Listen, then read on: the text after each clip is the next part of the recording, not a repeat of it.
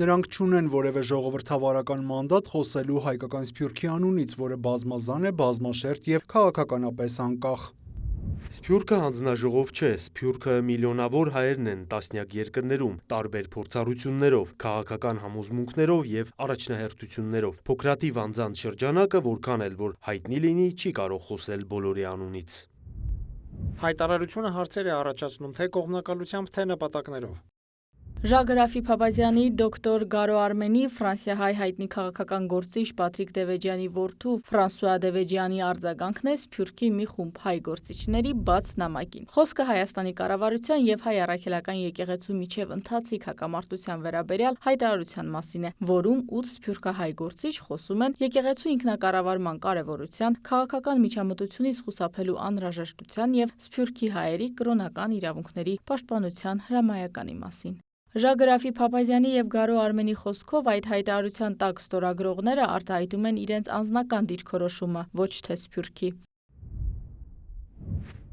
Սփյուռքը չի սահմանափակվում միջազգային տնտեսական էլիտայով, Հայաստանում ընթացող քննարկումը չի կարող խեղաթյուրվել։ Երբ եկեղեցին անմիջականորեն ներգրավվում է կուսակցական քաղաքական դաշտում, նա դուրս է գալիս իր հոգևոր առաքելությունից եւ ստեղծում է ինստիտուցիոնալ լարվածություն։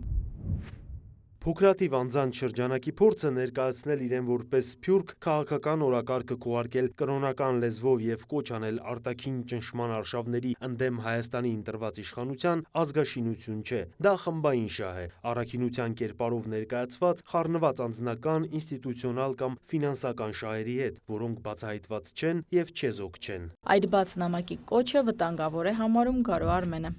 Նամակի հեղինակները նախազգուշացնում են, թե Հայաստանը կանգնած է Սփյուռքի հետ հարաբերությունների խզման վտանգի առջև եւ կոչ են անում արտերկրում բնակվող հայերին եկեղեցի պետություն առճակատման կապակցությամբ դիմել քաղաքական միջոցների եւ իրավական գործողությունների իրենց բնակության երկրների կառավարությունների միջոցով։ Այդ ձևակերպումը ապակողմնորոշող է, իսկ կոչը վտանգավոր։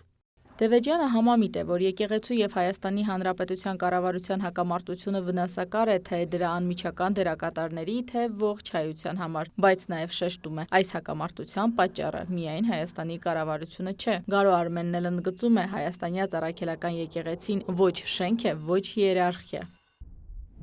Եկեղեցին ժողովուրդն է, հայոց պատմությունը դա հստակ ցույց է տալիս, սովորական տղամարդիկ եւ կանայք են, որոնք ցեղասպանության աքսորի, բռնաճնշումների, պատերազմի եւ կորստի պայմաններում պահպանել են հավատքը եւ ինքնությունը։ Ինստիտուտները կենդանի են մնում միայն այն դեպքում, եթե ծառայում են այն մարդկանց, որոնց շնորհիվ ապահովվում է դրանց կենսագործունեությունը։ Երբ ինստիտուտը չի ծառայում այն մարդկանց, որոնց շնորհիվ գոյություն ունի, դրա պահպանման պատասխանատվությունը դառնում է միակողմանի եւ հավատքը վերածվում է ծանր բեռի։ Ահա թե ինչու են նորոգումը եւ հաշվետվողականությունը ուժեղացնում եկեղեցին, այլ ոչ թուլացնում։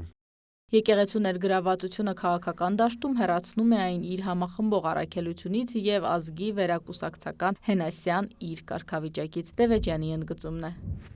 Երբ այս միջամտությունն իրականացվում է օտարերկրյա ռեժիմի հետ կասկածելի սերտ հարաբերությունների պայմաններում, որը կարող է կասկածի տակ դնել հայկական ինքնիշխանությունը, դա լրջորեն ապալեգիտիմացնում է եկեղեցուն։ Իսկ այդ հայտարարության սփյուռքահայերին ուղված կոչը դիմելու օտարերկրյա կառավարություններին քաղաքական միջոցների եւ իրավական գործողությունների համար Գարո Արմենի գնահատմամբ սխալ է, որը նաեւ խորացնում է հայրենիք սփյուռք բաժանումը։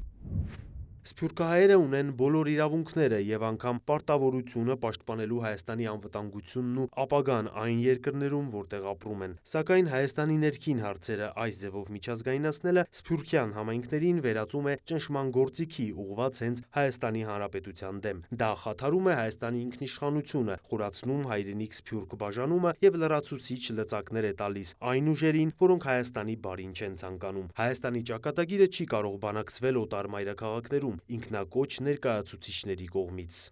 Ժագրաֆի Փափազյանը եւս նշում է ցանկացած իրավական պետությունում կրոնական իշխանության եւ քաղաքական իշխանության տարանջատումը հիմնարար սկզբունք է, սակայն որևէ պատասխանատու կառավարություն չի հանդուրժի, որ կրոնական կառույցը երկարաժամկետ կերպով միջամտի քաղաքական պայքարին առանց ինստիտուցիոնալ արձագանքի։ Հայ առաքելական եկեղեցին մեր ազգային ինքնության պատմական հիմնասյուներից է։ Հենց այդ պատճառով նա պետք է պաշտպանված լինի կուսակցական տրամաբանություններից եւ արտաքին աշխարհաքաղաքական ազդեցություններից, մասնավորապես Կրեմլի հետ կապվող ազդեցության ցանցերից, որոնք ձգտում են ազդել Հայաստանի ներքին հավասարակշռությունների վրա։ Հայաստանի Հանրապետության ինքնիշխանությունը սա կարգման ենթակա չէ։ Գարո Արմենի ընդգծմամբ նամակում առկա պատմական տարբեր փուլերի ու այսօրվա համեմատությունը սադրիչ է։ Նամակի ամենասադրիչ համեմատությունը, թե Հայաստանը մոտենում է մի խզման, ինչը նույնիսկ Օսմանյան կայսրությանը կամ Խորհրդային Միությանը չէր հաջողվել, երբեք չպետք է արվեր։ Այդ ռեժիմները փորձել են վերացնել հայերին։ Հայաստանի Հանրապետությունը ինքնիշխան պետություն է, ընտրված իշխանությամբ, քաղաքական բազմակարծությամբ եւ սահմանադրական կարգով։ Ցեղասպանության հիշողությունն ու խորհրդային տրավման այսօրվա քաղաքական պայքարի մեջ ներքաշելը բարոյական վանդալիզմ է։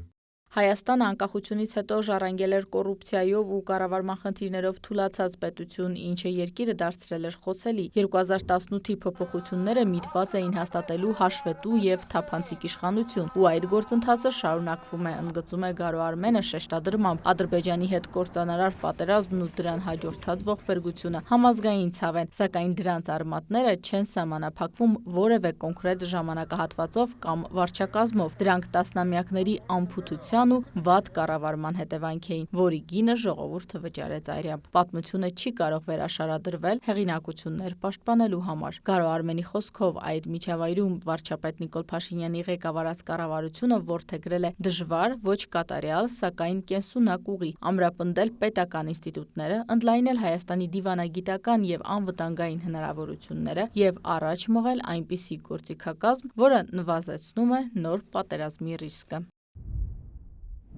Այսօր Հայաստանը ներգրավվում է խոշոր ուժային կենտրոնների եւ տարածաշրջանային գործընկերների հետ այնպիսի ձևաչափերով, որոնք դեռ ոչ վաղ անցյալում անհավանական կթվային փոքր եւ մեկուսացված պետության համար։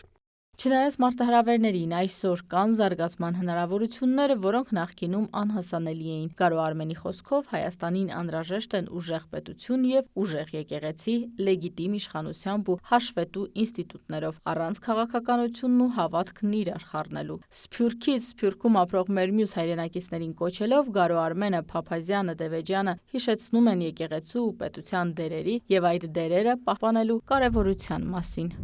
Հայկական շարժումը կոչ է անում վերադառնալ ինստիտուցիոնալ հստակությանը, եկեղեցին կենտրոնացնելով իր հոգևոր առաքելության վրա, պետությունը սահմանադրական կարգի պահպանման երաշխավորի դերում եւ Սփյուռքը հարգված իր իրական բազմազանության մեջ։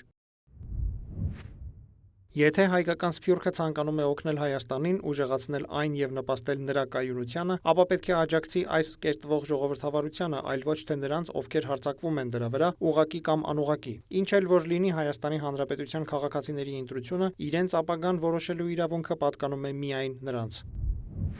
Հայաստանը հին իշխանական պայքարների թատերաբեմ չէ, եկեղեցին գահ չէ, Սփյուռքը լծակ չէ, որը կարելի է գործադրել հայ ընտրողի կամքի դեմ։ Եկեղեցին, որի հիմքը ժողովրդի հավատքն է, չի կարող հեռանալ ժողովրդից։ Կոռուպցիայից ազատագրված պետությունը պետք է պաշտպանվի, ոչ թե թուլացվի աշխարհի տարբեր ծայրերում ապրող հայերի կողմից։